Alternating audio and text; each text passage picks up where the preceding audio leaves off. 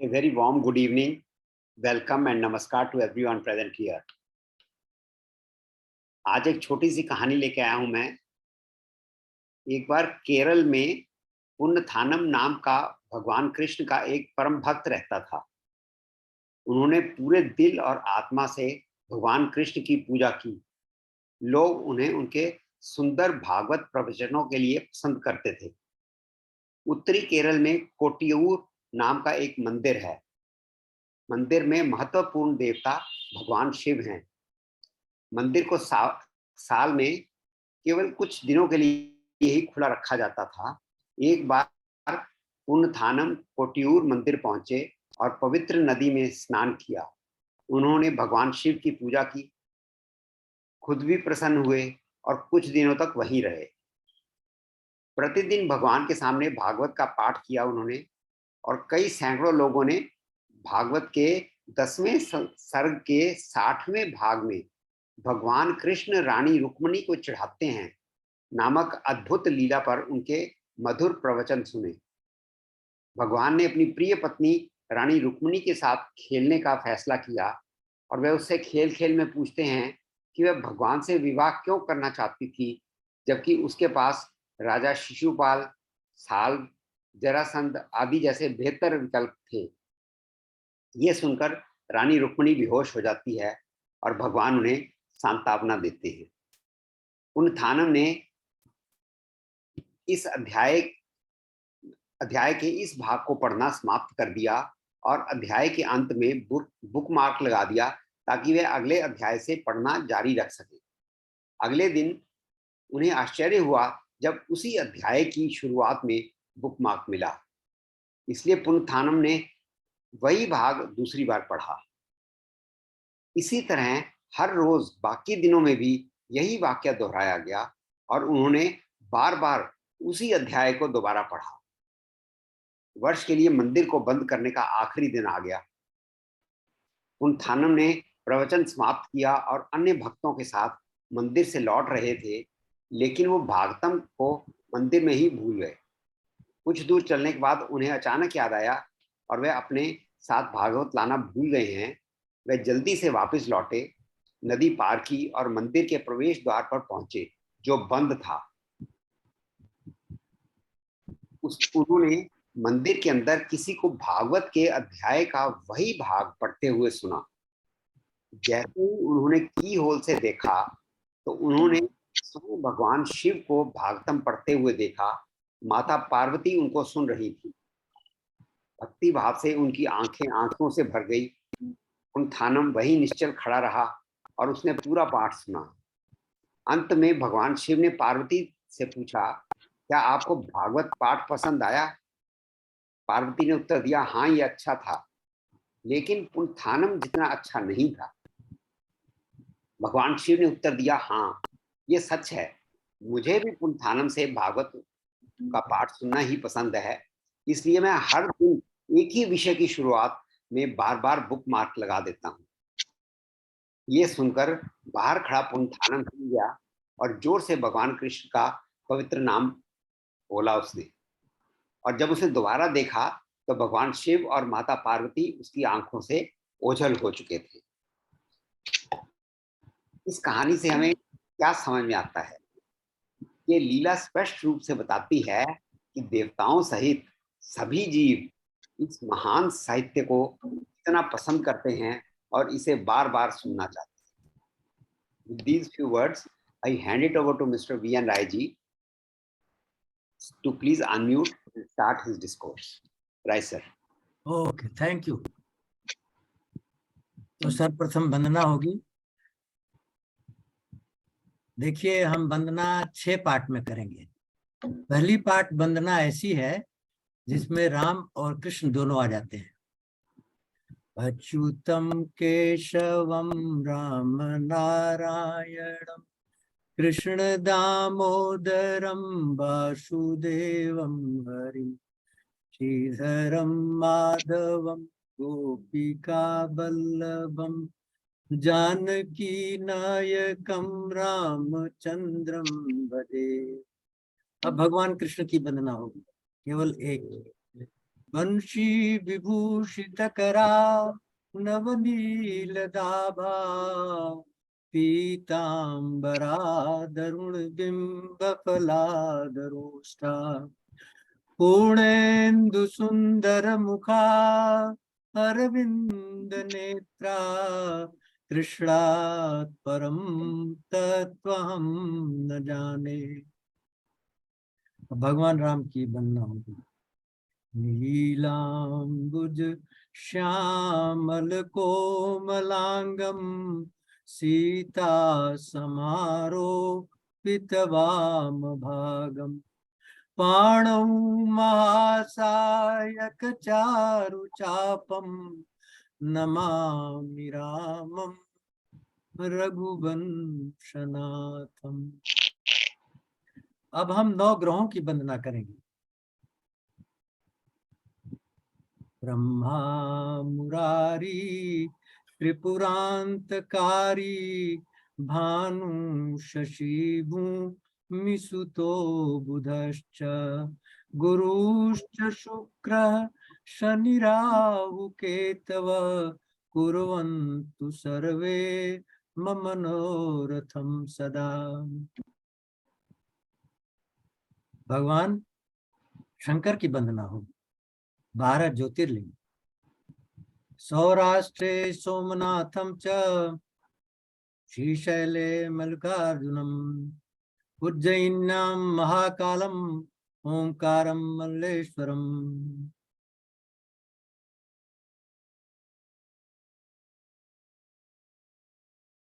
परल्यां वैद्यनाथं च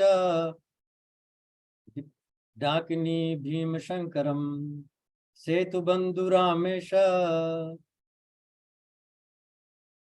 नागेश दारुका बने वाराणस्या विश्वेशम त्र्यंबकम गोमती तटे हिमालये केदारनाथं च भुष्मे च शिवालये एतानि ज्योतिर्लिंगानि सायं प्रातः पठेत्तर सप्त जन्म कर्म पापम स्मरणम विनश्यति। इसका पाठ सुबह शाम करने से 7 जन्मों के किए हुए पाप नष्ट हो जाते हैं। भगवान शिव की वंदना। प्रविश नगर की जय सब काजा हृदय राखी कौशलपुर राजा गरल सुधार पुकर मिताई गोपद सिंधु अनल शीतलाई गरुण सुमेर रेणु समताई राम कृपा कर चितवा जाई। पार ब्रह्म परमेश्वर की वंदना है। जो कहा जाता है कि अगर इनकी आराधना आप करते हैं तो अनहोनी होनी हो जाती है।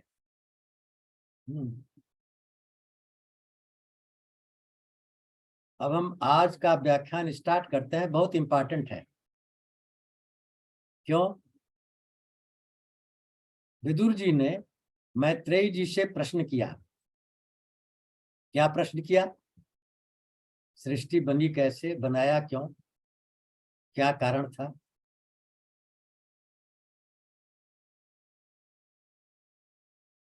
मैत्रेयी जी ने इसका जवाब 3 पार्ट में दिया।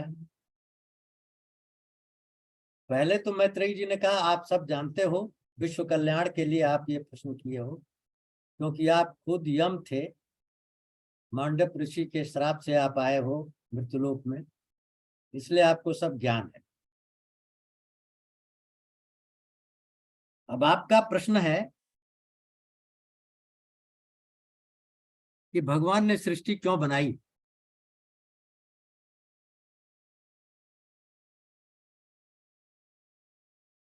इसके अगर आप शाब्दिक अर्थों में जाएं महापुराण के, तो ऐसा लगता है कि भगवान ने सृष्टि बनाई है, लेकिन आप आध्यात्मिक दृष्टि से देखें तो भगवान ने नहीं बनाई है।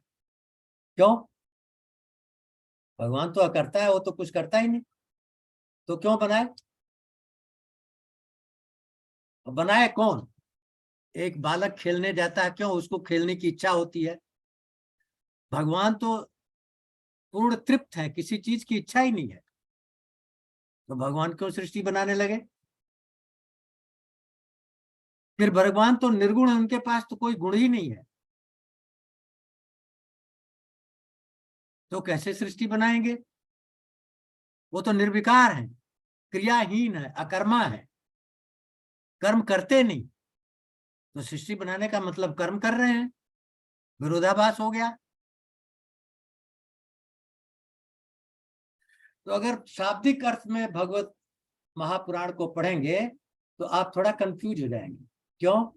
ऐसा लगेगा जैसे बालकों को कहानी सुनाई जाती है, उस तरह भागवत लिखा गया है, लेकिन उसके अंदर घुसेंगे, गूढ़ तत्व में घुसेंगे, तब असली चीज समझ में आएगी। भगवान ही सब जगह है, तो उसको किसी चीज की बनाने की जरूरत क्या है?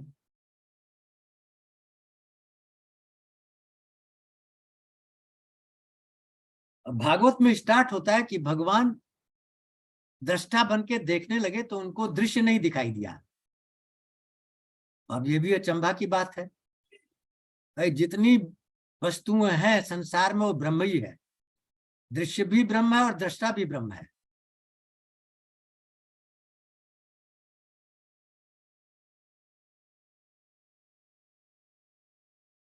तब आगे बढ़ती है कहानी कि जब दृष्टा दिखाई नहीं दिया, तब क्या हुआ? ऐसा लगा कि ये सारा संसार असत है, कुछ है ही नहीं।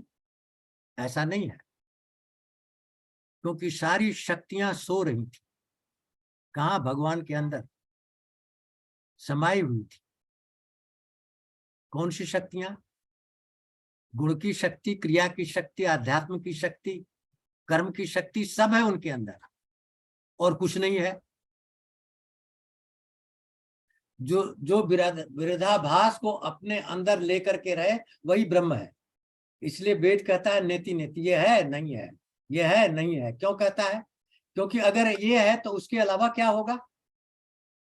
जब हम कहते हैं सब ब्रह्म ही है और तुमने कह दिया यही ब्रह्म है, तो उसको तो लिमिट में बांध दिया, तो उसके बियॉन्ड ब्रह्म नहीं है, इसका मतलब गलत हो गया, क्योंकि ब्रह्म सब जगह है। कोई कहता है ये भी ब्रह्म है, ये भी ब्रह्म है, ये भी ब्रह्म है। कोई कहता है ये भी ब्रह्म नहीं, ये भी ब्रह्म नहीं, ये भी ब्रह्म नहीं, दोनों सही है। ब्रह्म सब कुछ है, ब्रह्म कुछ नहीं है। यही तो ब्रह्म की परिभाषा है। जब दृश्य नहीं दिखाई दिया तब क्या हुआ? भगवान की माया शक्ति संसार में दृश्य बन के आती है। भगवान ही दृश्य बनते हैं, उनकी शक्ति अंदर से बाहर आती है, वो दृश्य बन जाती है, वो भगवान ही है दृश्य। माया क्या है? दृष्टा और दृश्य का संबंध ही माया है। कारण और कार्य का संबंध ही माया है। तो ये सारी शक्तियां ब्रह्मांड में ब्रह्म के साथ छिपी हुई हैं, चारों तरफ ब्रह्मांड में ब्रह्म के अलावा और कुछ है नहीं। ब्रह्म में सब चीज है, काल शक्ति है, क्रिया शक्ति है, गुण शक्ति है, एट द सेम टाइम कुछ नहीं है। तब कहते हैं कि काल शक्ति ने अव्यक्त प्रकृति में क्षोभ पैदा किया, इसको उत्तेजित किया।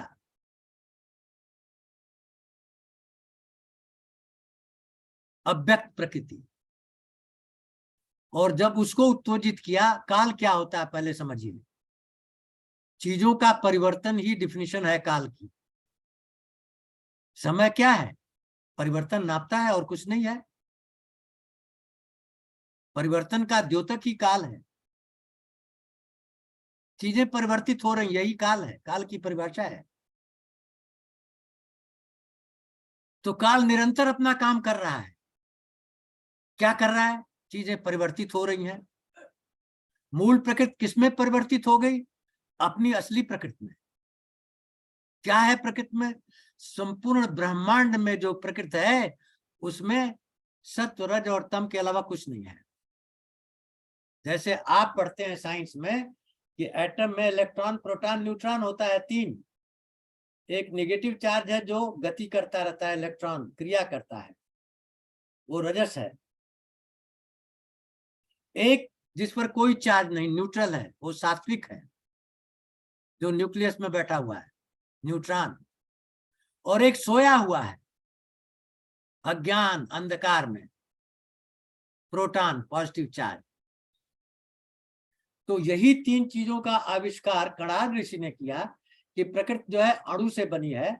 और बाद के ऋषियों ने इसको गलत साबित कर दिया कि नहीं, अणु की तो अपनी एक सीमा है, एक छोटे के बाद फिर और नहीं हो सकता, यही तुम कहना चाहते हो, लेकिन ऐसा नहीं है, ये तो अनंत है।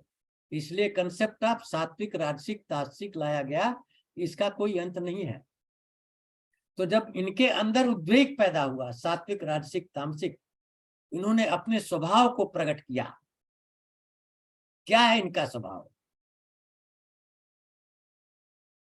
इन्होंने अपने स्वभाव को अपने अहंकार के द्वारा प्रकट किया। तो इन 3 शक्तियों से 3 तरह की सृष्टि बन गई। क्या बना? तामसिक अहंकार से पदार्थ बन गए सारे, पंचभूत, पृथ्वी, जल, अग्नि, वायु, आकाश, और उनकी तन्मात्राएं बन गई। राजसिक अहंकार से क्रिया शक्ति बन गई, ज्ञान शक्ति, कर्म शक्ति, ज्ञान इंद्रियां, कर्म इंद्रियां। और सात्विक अहंकार से मन और इंद्रियों के देवता बन गए, जो इन नीचे वालों के ऊपर कंट्रोल करते हैं। इस तरह सृष्टि का जब उद्भव हुआ, और सबसे पहले तामसिक अहंकार सृष्टि की प्रकट की, क्या प्रकट की? सबसे पहले शब्द प्रकट किया। इसीलिए कहते हैं हमारे सनातन धर्म में कि शब्द ब्रह्म पहला था, जिसको हम कहते हैं ब्रह्मांड में अभी भी नासा वालों ने ओम को पकड़ रखा है। शब्द ब्रह्म, पहली उत्पत्ति शब्द ब्रह्म की हुई। शब्द तन्मात्रा है आकाश की, शब्द से आकाश प्रकट हुआ जब ये विकृत हुआ। जब ये आकाश विकृत हुआ तो इसने स्पर्श तन्मात्रा पैदा की, और उस स्पर्श तन्मात्रा के विकृत होने से वायु बनी। मतलब आकाश कारण है, वायु कार्य है। आकाश से ही वायु पैदा हुई। आकाश पिता है, वायु पुत्र है। फिर जब वायु में विकार हुआ, रूप तन्मात्रा प्रकट हुई, जिससे अग्नि प्रकट हुई। तो अग्नि पुत्र है, वायु उसका बाप है, वायु का बाप आकाश है। तो अग्नि का ग्रैंडफादर है आकाश। अग्नि में विकार पैदा हुआ तो रस तन्मात्रा पैदा हुई। रस तन्मात्रा में विकार हुआ तो जल पैदा हुआ। तो जल का पिता हुआ अग्नि, अग्नि का पिता वायु, वायु के पिता आकाश। और जल में जब विकार हुआ तो घ्राण शक्ति पैदा हुई, सूंघने वाला तन्मात्रा, और उसके विकार से पृथ्वी पैदा हुई। आप देखिए संसार की सृष्टि की उत्पत्ति इसी आर्डर में हुई।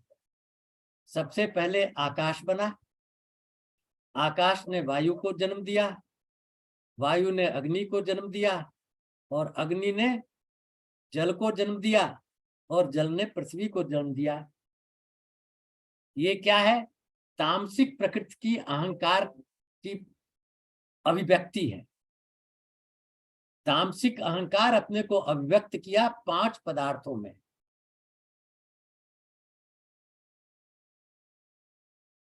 राजसिक अहंकार ने क्या किया? फिर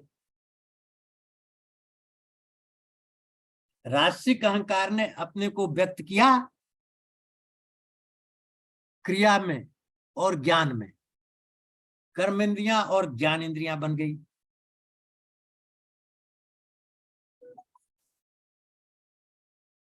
और सात्विक अहंकार ने प्रकट किया इन इंद्रियों के देवता और मन, इंद्रियों का मालिक।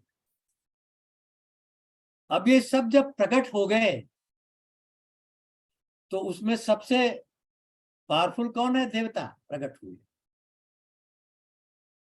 और सबसे लो कैटेगरी कौन है? पदार्थ,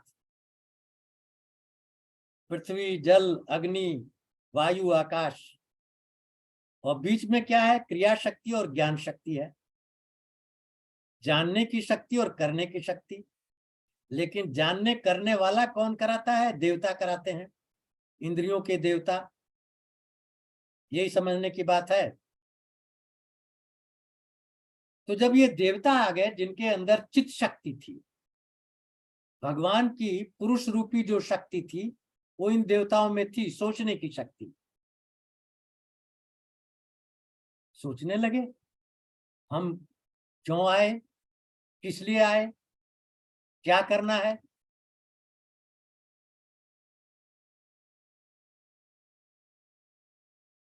इन देवताओं ने भगवान की स्तुति की, पार ब्रह्म परमेश्वर की। आप बताइए हम क्यों आए हैं, हमें करना क्या है, हमारा स्थान कहाँ है, हमारा कर्तव्य क्या है।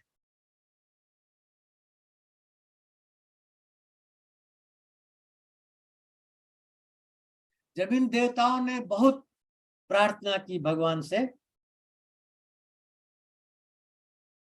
तो भगवान ने इनके रहने के स्थान पैदा किए कि तुम कहाँ रहोगे।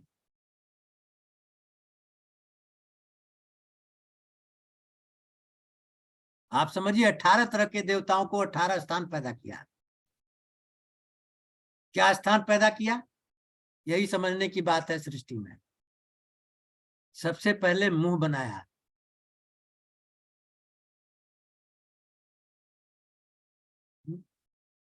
मुंह से क्या करते हैं? बोलते हैं, वाणी। उसका देवता कौन है? अग्नि। अग्नि देवता को बोला तुम्हारा स्थान यहां है, तुम्हारा स्थान इस वाणी में है।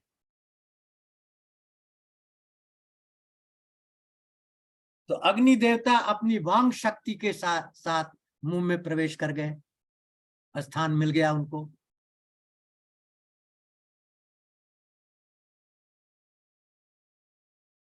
दूसरे नंबर पर आए वरुण देवता। भगवान ने मुंह के अंदर तालु पैदा किया, जहां रस निकलता है।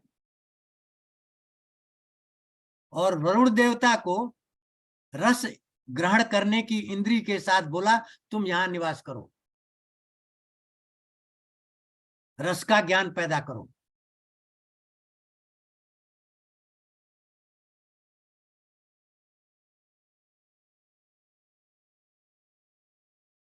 उसके ऊपर आइए, दो नाक बनाया, दो अश्विनी कुमारों को बोला कि सूंघने की इंद्रिया को लेकर के तुम इसमें निवास करो, घ्राण शक्ति। तो अश्विनी कुमार को स्थान मिल गया। फिर सूर्य देवता को स्थान दिया आंखों में, दृष्टि के साथ तुम आंख में निवास करो, देखने का काम करो। और वायु देवता को कहा कि तुम स्पर्श के साथ चर्म में, स्किन में, वायु देवता का निवास हो गया। और औषधि देवता को साथ कहा तुम चमड़े में निवास करो, रोमों में।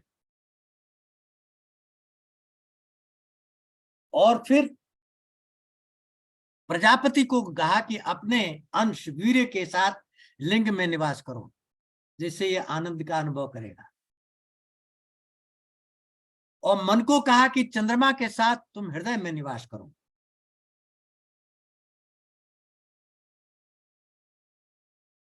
हाँ, मैं 2 मिनट में आता हूँ, ब्रेक करना चाहता हूँ।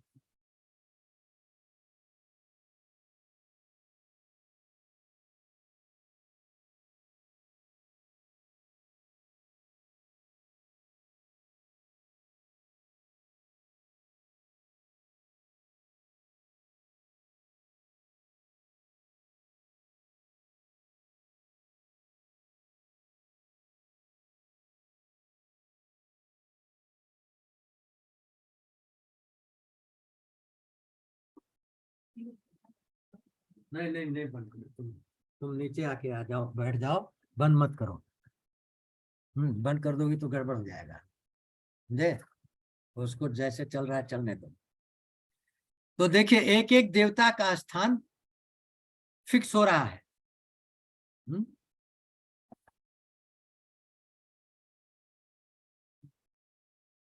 सारे देवताओं का स्थान फिक्स हो रहा है।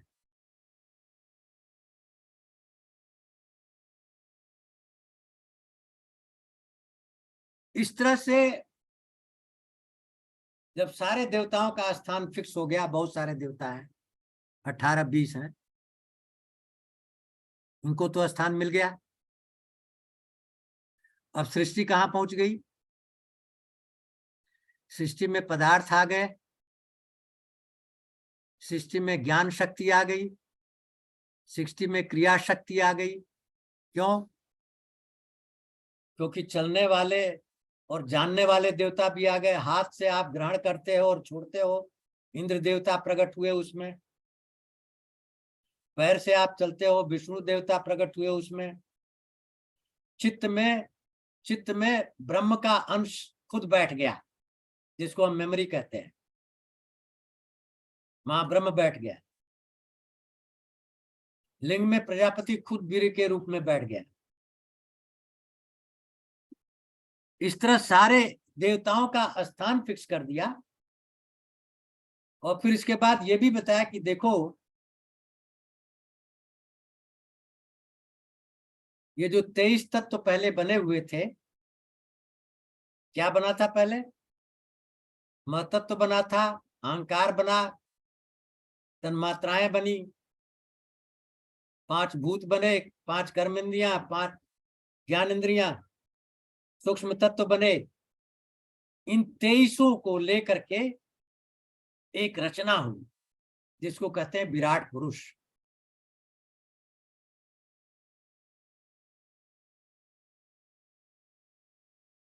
और विराट पुरुष में ये स्थान मिल गया सबको, देवता लोगों को। फिर और भी उन्होंने वर्गीकरण किया। विराट पुरुष के माथे को कहा ये स्वर्ग लोक है, पैर को कहा ये पृथ्वी लोक है, नाभि को कहा ये अंतरिक्ष लोक है। क्यों कहा? इसलिए कहा कि जो सात्विक स्वभाव वाले हैं वो स्वर्ग लोक में रहेंगे, जो तामसिक हैं वो पाताल लोक में जाएंगे।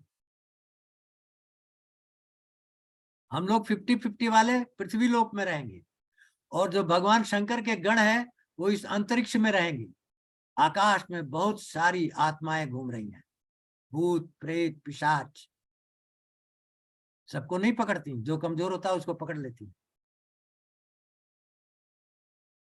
तो सबके लिए स्थान दे दिया, देवताओं के लिए स्थान दे दिया, हम लोगों के लिए स्थान दे दिया, हम लोगों के जानवरों के लिए स्थान दे दिया, भूत प्रेत पिशाच को दे दिया। फिर ये भी बता दिया कि मुंह से ब्राह्मण निकलेगा, वो क्या करेगा? ज्ञान देगा सारी सृष्टि को। भुजाओं से क्षत्रिय निकलेगा, वो क्या करेगा? सबकी रक्षा करेगा। जांघों से वैश्य निकलेगा, वो क्या करेगा? सबका पालन करेगा, जीविका चलाएगा। और पैर से शूद्र निकलेगा, सबकी सेवा करेगा। ये सब भगवान की सृष्टि बन रही है अभी। इसको कहते हैं सर्ग। एक सृष्टि जो भगवान की अपनी माया से रचित है उसको सर्ग कहा जाता है, और उसके बाद सृष्टि ब्रह्मा जी बनाएंगे, वो विसर्ग है। तो कल्प के आदि में शुरू में ये सर्ग बन रहा है, भगवान की सृष्टि बन रही है और इसी क्रम में बन रही है। और कौन बना रहा है? भगवान नहीं बना रहे हैं, ये अपने आप बन रही है। क्यों बन रही है? जिसका जो स्वभाव है वो ऐसा कर रहा है और इसलिए सृष्टि बन रही है। काल के साथ हर एक अपने स्वभाव को परिणित कर रहे हैं और वही सृष्टि में परिवर्तित हो रही है। काल के साथ तमस का स्वभाव क्या है, रजस का स्वभाव क्या है, सत्व का स्वभाव क्या है, वो परिणित हो रहा है और वो अपने को सृष्टि के माध्यम से अभिव्यक्त कर रहा है सारे सृष्टि के। अब विदुर जी का दूसरा प्रश्न ये है कि मैत्रेय जी, आपने कहा भगवान ने सृष्टि बनाई, वही जो हम सबका प्रश्न है, और जो कि है नहीं, भगवान ने सृष्टि नहीं बनाई है, भगवान कुछ नहीं करता है। तो मैत्रेय जी देखो कितना बढ़िया प्रश्न करते हैं।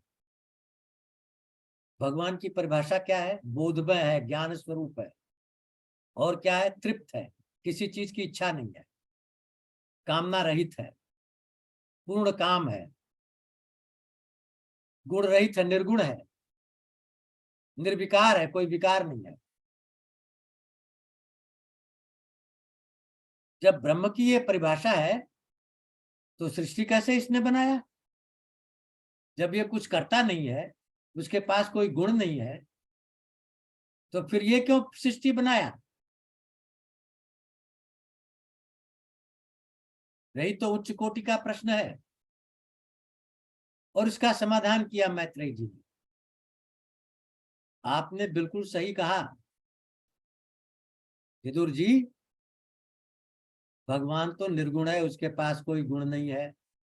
भगवान तो निर्विकार है, काम नहीं करता है, अकर्मा है, उसको सब चीजों का ज्ञान है, वो पूर्ण तृप्त है, पूर्ण काम है। क्यों सृष्टि बनाए वो? खेल खेल में भी क्यों बनाए? आप कहें खेला के लिए बनाया, कहें बालक भी जब खेलता है तो कोई इच्छा होती है तब में खेलता है। भगवान तो इच्छा रहित है, तो खेलेगा क्यों? क्यों बनाएगा सृष्टि? तब यहां पर गूढ़ तत्व को खोला मैत्रेय जी ने। विदुर जी, आप बिल्कुल सही कह रहे हो, भगवान सृष्टि नहीं बनाया है, सृष्टि बन गई है। कैसे बन गई है? जो शक्तियां उनके अंदर निहित हैं, काल शक्ति, माया शक्ति, उन्होंने इसका निर्माण किया है।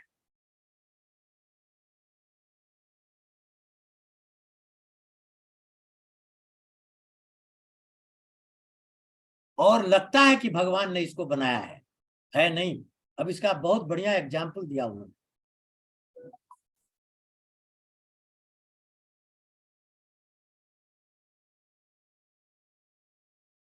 क्या एग्जाम्पल दिया? एग्जाम्पल ये दिया कि सपने में हमारा सर कट गया, असली में तो कटा नहीं।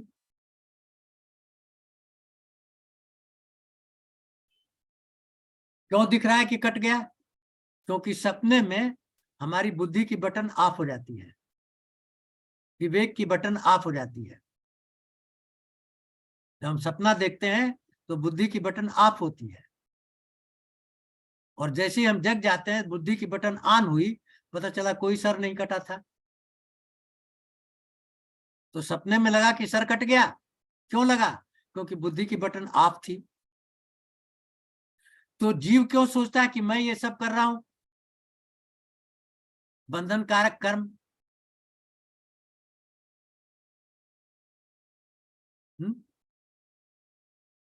वो यूं कर रहा है। दूसरा एग्जाम्पल दिया, अंतरिक्ष में चांद है, पानी में चांद की परछाई है, अब आप यूं समझो कि पानी जो है जीव का शरीर है और चांद की परछाई जीव है, और जो असली चांद है वो ब्रह्म है। अब पानी में हलचल हुई तो ऐसा लगा कि चांद की परछाई में हलचल हो रही है, जबकि चांद की परछाई में हलचल नहीं हो रही है। क्यों? ये भास रही है, आभास हो रहा है नहीं। जैसे सपने में आभास होता है कि सर कट गया, कटा नहीं, उसी तरह ये देह में जब जीव अपना संबंध स्थापित कर लेता है अहंकार के द्वारा, तब आभास होने लगता है जीव को कि दुनिया की क्रियाएं उसको अफेक्ट कर रही हैं, असली में अफेक्ट नहीं कर रही। क्यों? जो परछाई वो अफेक्ट नहीं हो रही है, केवल आभास हो रही है। और जो आसमान में चांद है उस पर तो कुछ हो ही नहीं रहा। तब मैत्रेय जी ने समझाया कि देखो यह आभास क्यों हो रहा है, क्योंकि जल में हलचल हो रही है। जल को शांत कर दो तो क्या होगा? परछाई साफ दिखाई देगी। तो शांत का मतलब क्या है? चित्त में वृत्तियां होती हैं, हमारे चित्त में ट्रिलियन सब विचार हमेशा निकलते रहते हैं, वृत्तियां होती हैं, वही हलचल है। और चित्त की वृत्तियों के कारण ये जो चीजें आभास हो रहा है मिथ्या, लेकिन ऐसा हो रहा है जैसे हो रहा है, सही हो रहा है, ऐसे समझाया उनको।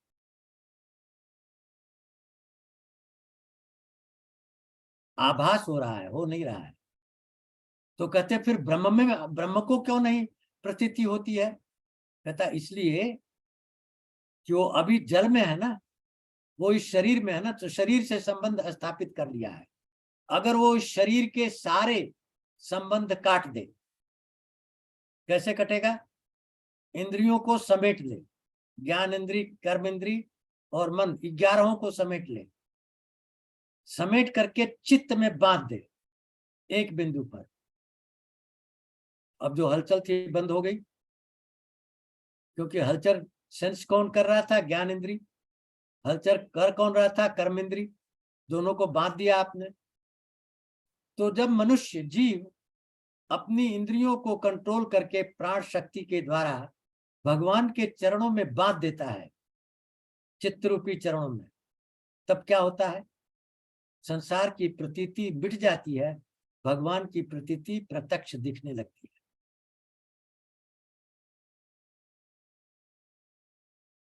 भगवान की प्रतीति होने लगती है, संसार की प्रतीति मिट जाती है। एकमात्र उपाय है भगवान के चरणों की वंदना करना, उसी में अपने चित्त को टिका देना। भगवान ने कहा ना गीता में कि मरण काल में जब तुम्हारा चित्त कहीं और न जाए, केवल मेरे चरणों में रहे, तो तुम सीधे मेरे पास आ जाओगे मरने के पास।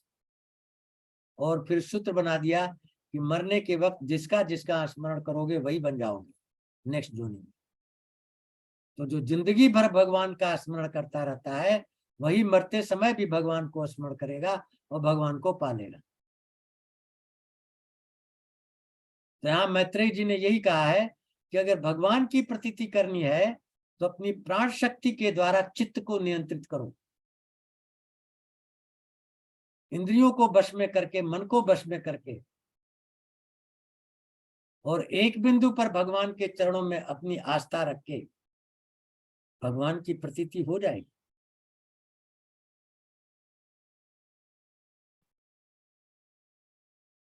तो ये जो सृष्टि बनाई है भगवान ने नहीं बनाई है, बन गई है।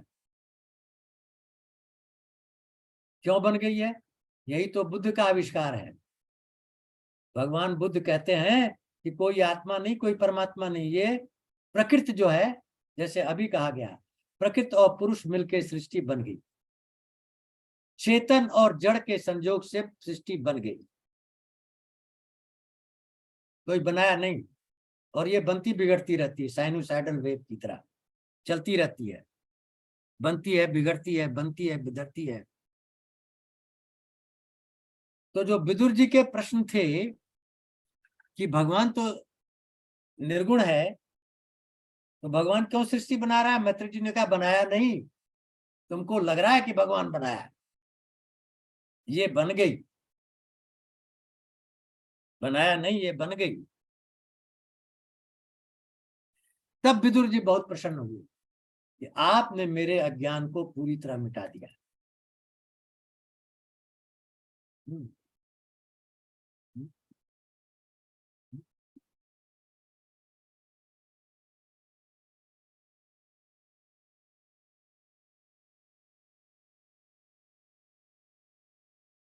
फिर अगला प्रश्न आता है कि भगवान ने जो ये पदार्थ थे, जो शक्तियां थी भगवान की, निकली और अपने आप सृष्टि की रचना कर ली, विराट पुरुष बन गया। ये विराट पुरुष ही इस सृष्टि का गर्भ है, जो 1000 दिव्य चतुर्युगी तक पानी में पड़ा रहा।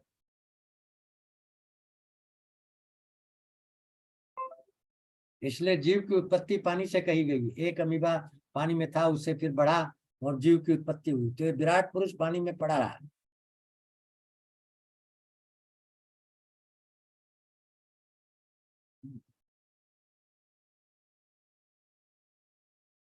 और उसके नाभि कमल से एक कमल निकला, वो भी सृष्टि का ही व्यापार है, ब्रह्म ने उसको निकाला नहीं।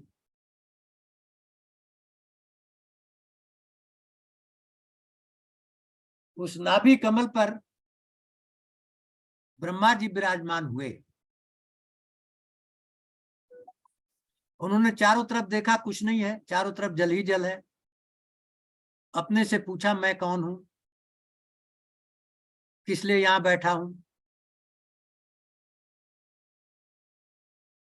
क्योंकि ये जो ब्रह्मा जी हैं, ब्रह्मा विष्णु महेश, ये 3 जो देवता लोग हैं,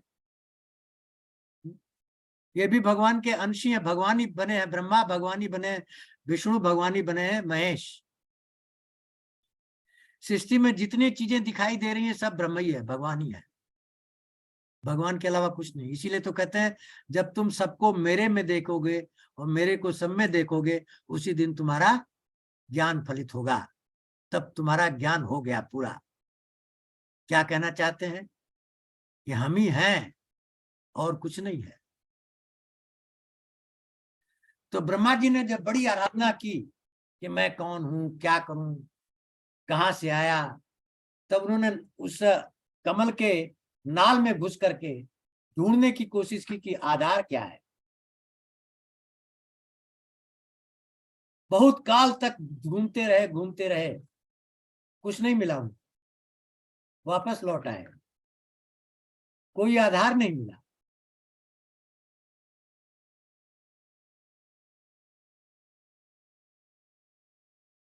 तब फिर उन्होंने भगवान की स्तुति की, तपस्या की, तप किया।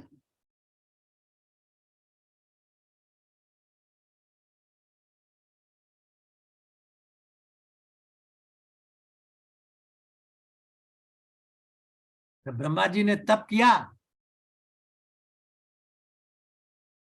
तो क्या हुआ? अब देखिए तप क्या होता है, ध्यान क्या होता है। मैंने आपको बताया था कि ध्यान क्या होता है। ध्यान होता है जो 5 सूक्ष्म तत्व हैं, मन बुद्धि अहंकार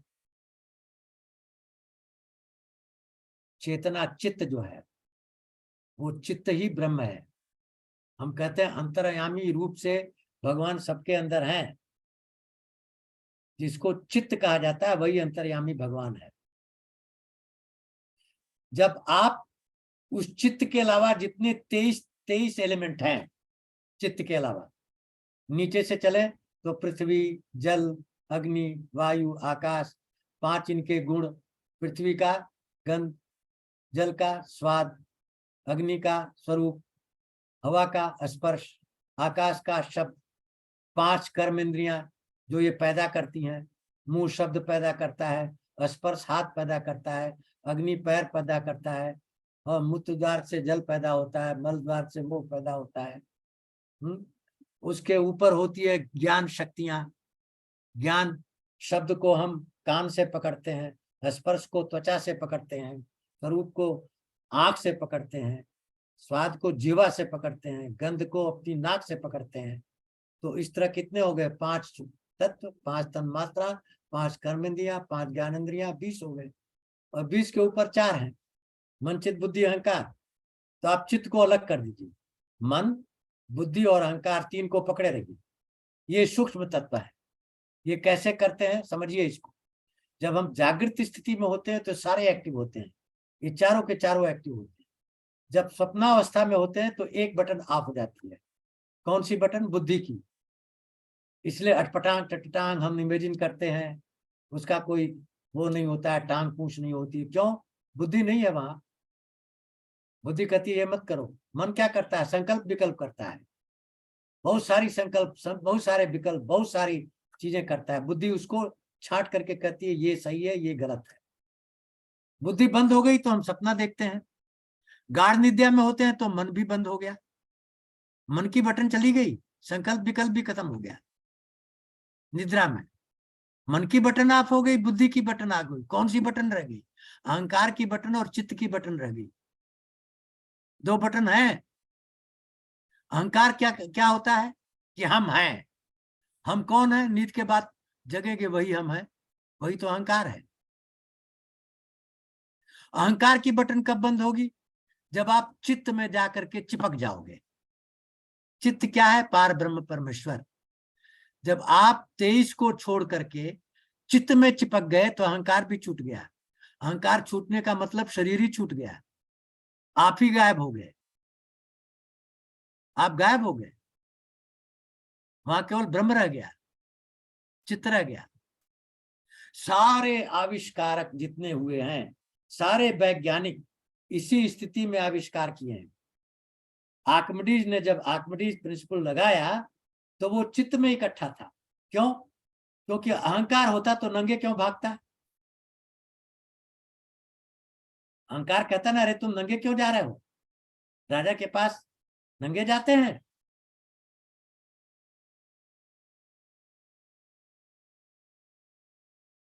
तो जब अहंकार भी गायब हो जाता है, आप चित्त में इकट्ठा हो जाते हो, तब आप कहां जाते हो? बैकुंठ धाम, भगवान के बैकुंठ में जाते हो। उसका एकमात्र साधन है भक्ति, भगवान के नाम का जप। और दूसरा उपाय है, क्या दूसरा उपाय है? कि भगवान के चरण में मत बांधो उनको।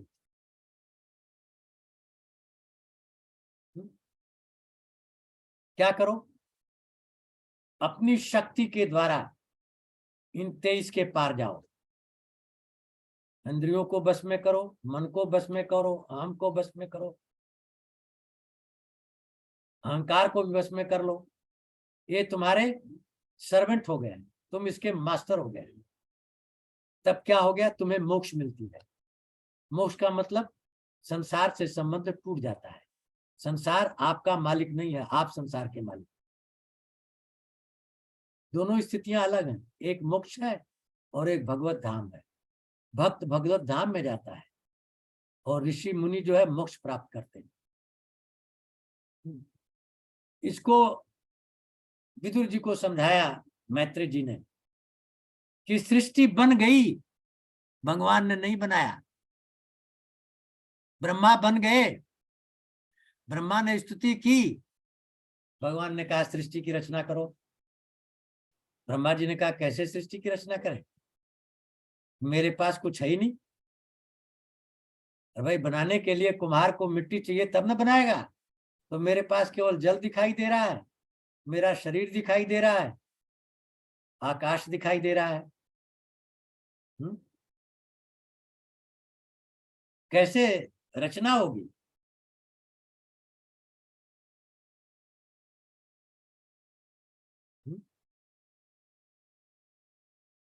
तब भगवान ने कहा तुम पहले तपस्या करो, तप करो। तो तप क्या है? कि तुम सारे संसार को छोड़ करके चित्त में बैठ जाते हो, उसका नाम तप है। जो अभी मैंने डिस्क्राइब किया। तो जब ब्रह्मा जी तप में चित्त में बैठ गए तो उनको क्या दिखाई दिया? पूरा ब्रह्मांड अंदर दिखाई दिया, सारी सृष्टि अंदर दिखाई दी, स्वर्ग लोक, पाताल लोक, आकाश लोक सब दिखाई दिया, 14 भुवन, सारे लिंग भेद दिखाई दिए। ब्रह्मा जी आश्चर्यचकित हो गए। भगवान ने कहा तब करो, तब सृष्टि बनेगी। अपने अंदर ही देख लिया सारी सृष्टि को ब्रह्मा जी ने। वो तो ऑलरेडी है, सृष्टि थी, सृष्टि है और सृष्टि रहेगी। न इसका आदि है, न मध्य है, न अंत है। जैसे ब्रह्म का न आदि है, न मध्य है, न अंत है, उसी तरह प्रकृति का न आदि है, न मध्य है, न अंत है। क्यों? ब्रह्म ही तो प्रकृति है, और कौन है? तब ब्रह्मा जी ने दूसरी तपस्या की कि मैं इस सृष्टि को निकालूंगा तो मुझे अहंकार हो जाएगा, फिर मैं फंस जाऊंगा। आप मुझे आशीर्वाद दीजिए कि अहंकार आने न पाए मेरे पास। जैसे ही अहंकार आएगा आप क्या होगे? च्युत हो जाओगे। जब कल्प के आदि में सृष्टि बनी तो पहली चीज तो अहंकार ही आई महतत्व से। मैं हूं। सत्व ने कहा मैं हूं, रजस ने कहा मैं हूं, तमस ने कहा मैं हूं। ये अहंकार क्या है? ये रुद्र का अवतार है। ब्रह्मा सृजन करते हैं, रुद्र मिटाते हैं और विष्णु पालन करते हैं। तब जब ब्रह्मा जी ने अपने अंदर देखा पूरी सृष्टि को, भगवान की माया को, तब उन्होंने फर्दर आराधना की भगवान की। भगवान की आराधना की और उनसे शक्ति पाई, और शक्ति पा करके सृष्टि को निकाला। बनाया नहीं, निकाला। तो सबसे पहले क्या निकाला? 5 तरह की अविद्या निकाला।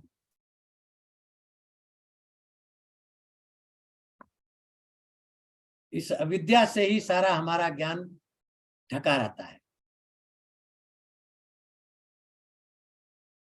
तम, मोह, महामोह, तामिश्र, अति तामिश्र, 5 तरह की अविद्याओं को निकाला बाहर।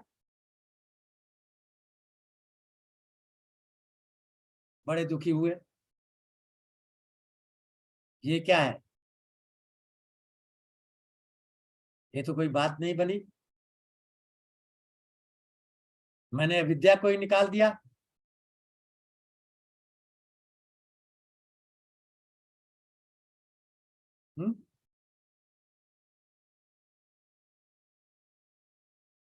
तो ब्रह्मा जी ने अंदर फिर ध्यान लगाया।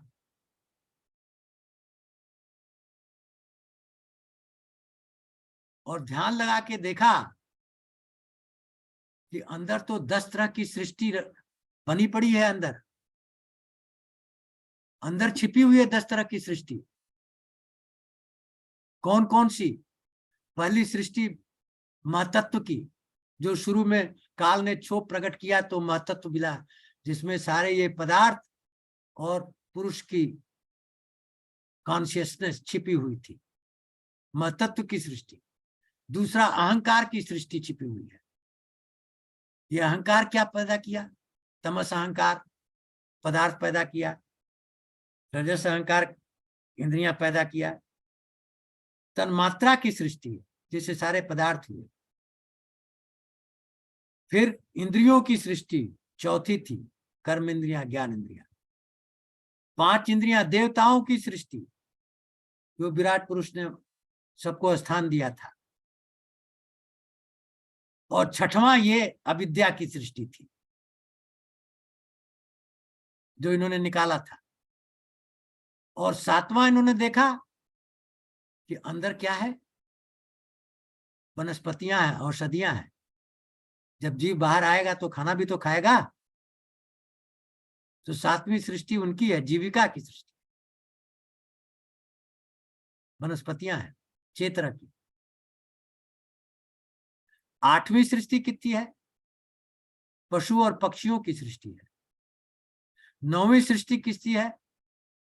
मानव जीव की सृष्टि है। 10वीं सृष्टि किसकी है? ऋषियों मुनियों की सृष्टि है, क्योंकि वो कहाँ रहते हैं? वो न स्वर्ग में रहते हैं, न पृथ्वी लोक में रहते हैं, न चीज में। वो तमह तपह मह सत्यलोक ब्रह्मलोक 5 स्थान है उनके, वहां वो लोग रहते हैं। ये सारी चीजें दिखी ब्रह्मा जी को, सारी चीजें दिखी तो सबसे पहले उन्होंने क्या निकाला था? अज्ञान।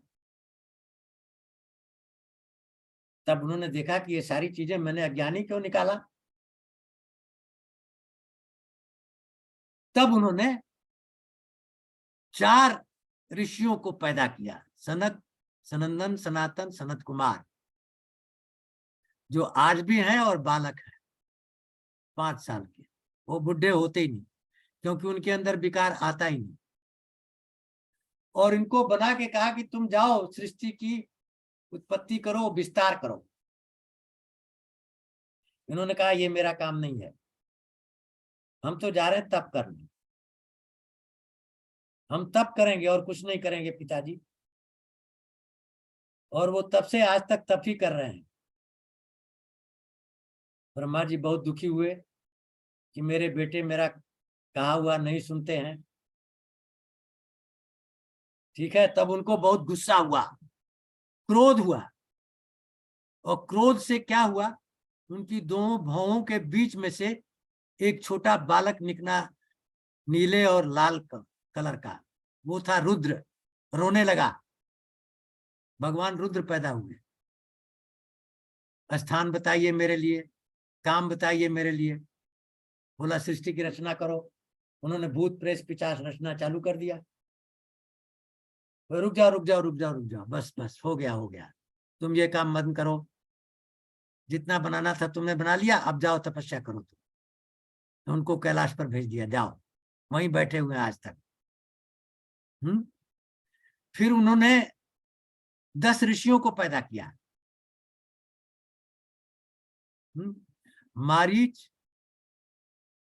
अत्रि, अंगिरा, पुला, पुलस्त, ऋतु, भृगु, वशिष्ठ, दक्ष और नारद। और इनको कहा तुम सृष्टि को विस्तार करो। अब देखिए अभी ये सारे लोग कैसे निकल रहे हैं? ये ब्रह्मा की बॉडी से निकल रहे हैं, ये मैथुन क्रिया से नहीं निकल रहे हैं। वो 4 जो सन्यासी निकले वो ब्रह्मा के मानस पुत्र हैं। मन में कल्पना किया ब्रह्मा ने और 4 ब्रह्मचारी प्रकट हो गए। और ये जो 10 निकले उनके विभिन्न अंगों से निकले हैं। गोदी से नारद निकले हैं, अंगूठे से दक्ष निकले हैं, मन से वशिष्ठ निकले हैं। डिफरेंट डिफरेंट अंग से 10 मुनि पैदा हो गए। इनको भी बोला कि जाओ सृष्टि का उद्धार करो। उनको भी यही आज्ञा की कि बढ़ाओ इसको। बहुत दिनों पश्चात देखा कि सृष्टि बढ़ नहीं रही है। तब ब्रह्मा जी ने भगवान की आराधना और तपस्या की कि आपने कहा सृष्टि को बढ़ाओ और सृष्टि बढ़ नहीं रही है, जबकि सृष्टि को देख चुके हैं। 10 तरह की सृष्टि अंदर देख चुके हैं, अपने अंदर सारी चीज देख चुके हैं। भगवान भी तो इनकी परीक्षा ले रहे हैं।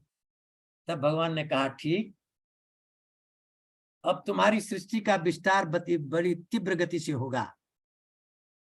तुम अपने शरीर से एक मनुष्य और एक स्त्री पैदा करो, मनु और शत्रुपा, और मैथुन क्रिया से उस सृष्टि का विचार करेंगे। तो मनु और शत्रुता आदि पुरुष आदि स्त्री हैं, जिससे हम लोगों की सृष्टि बनी। और उनके तपस्या करने के बाद 2 पुत्र और 3 पुत्रियां हुई। और उससे सृष्टि का विस्तार हुआ। तो मेरे ख्याल से प्रवचन बहुत लंबा होता जा रहा है मेरे ख्याल से, इसलिए आज इसको यहीं विराम देते हैं और अगले प्रवचन में इसको आगे बढ़ाएंगे फिर क्या हुआ।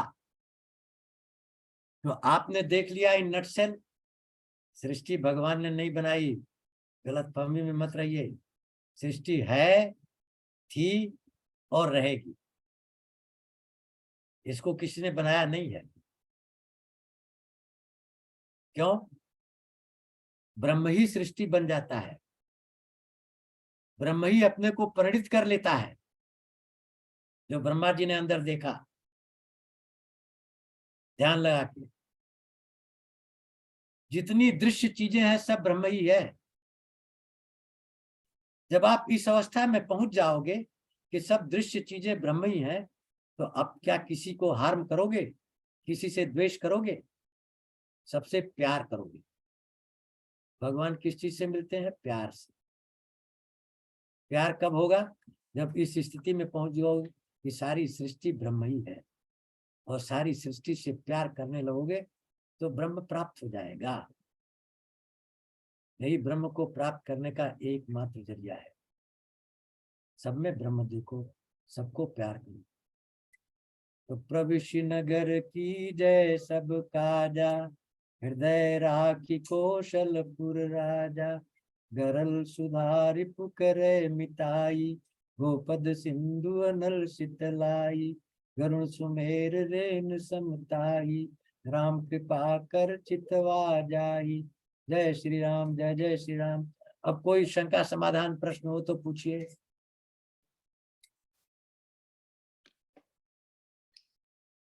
किसी का कोई प्रश्न हो तो वो पूछ सकते हाँ। हैं।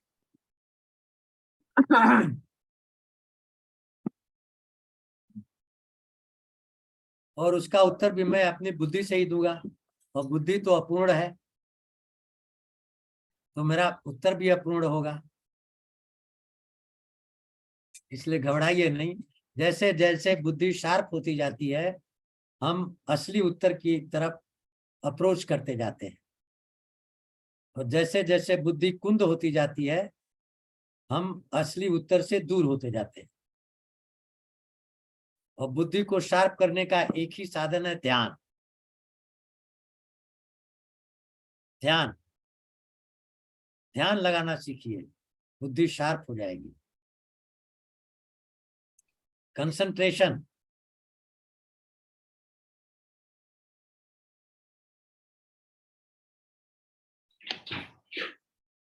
तो अब कोई प्रश्न है?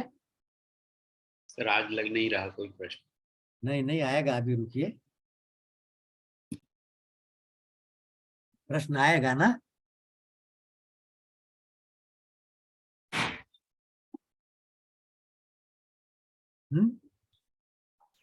मैडम का प्रश्न नहीं है?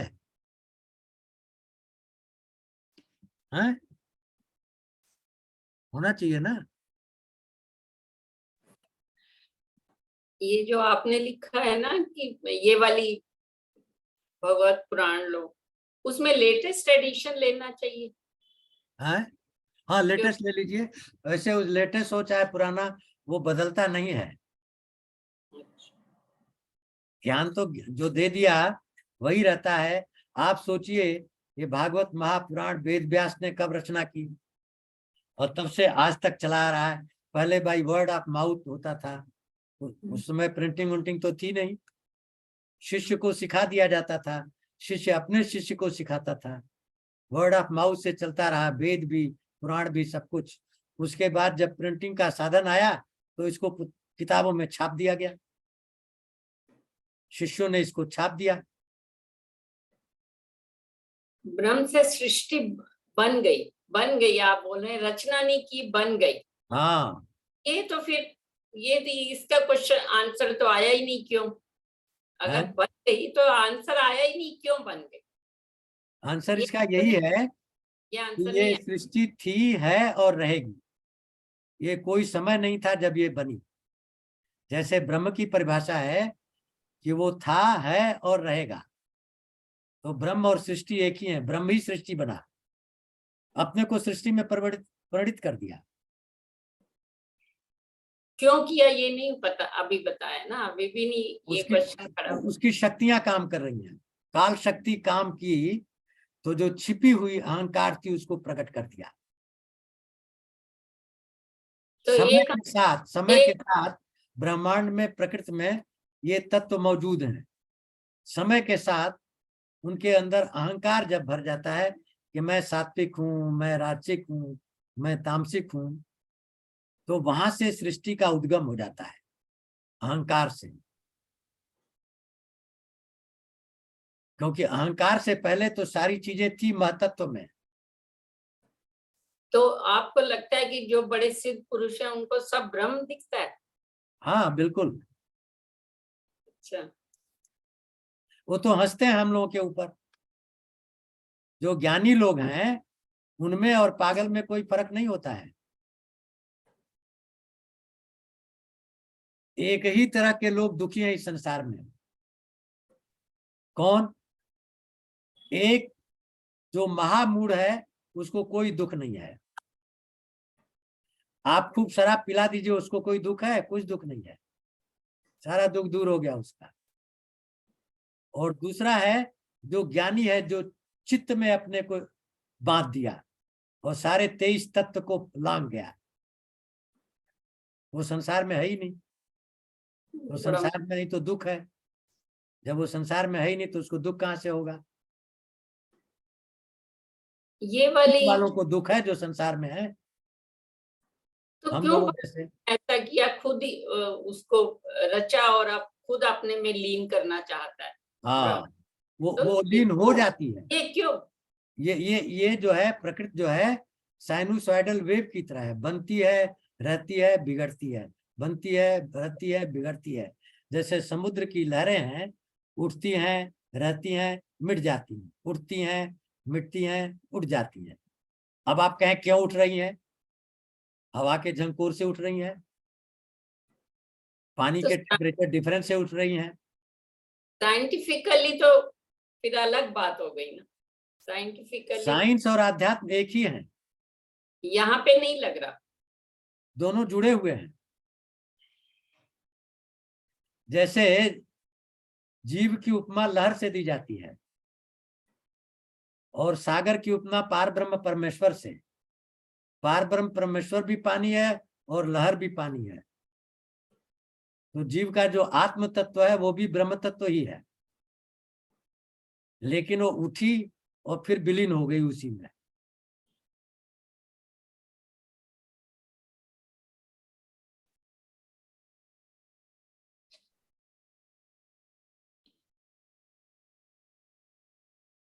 तो भागवत पुराण की शिक्षा क्या है? ध्यान में जाओ और बस एक ही वर्ड है। बिल्कुल नहीं लगता जो। इसलिए तो ये संसार लगने नहीं देता। अपना मन और दिमाग ही नहीं लगने देता। हाँ, तो क्या कहा उन्होंने कि मन को, दिमाग को, 23 को बांध दिया रस्सी में। रस्सी में बांध करके भगवान के चरण से बांध दिया, अपना नाता तोड़ लिया। यही भक्त है।